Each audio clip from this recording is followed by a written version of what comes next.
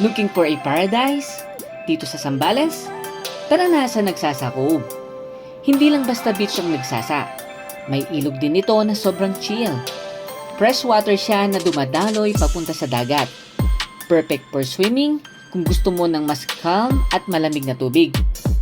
Ang ganda ng contrast. Bundok, ilog, at dagat in one place. Mahilig ka rin ba sa adventure mga ka-office mates? May hiking spots din ang Nagsasakub. Pwede kang umakyat sa nearby hills para mag-overlooking view sa buong cove. Sobrang sulit lalo na pag sunrise at sunset.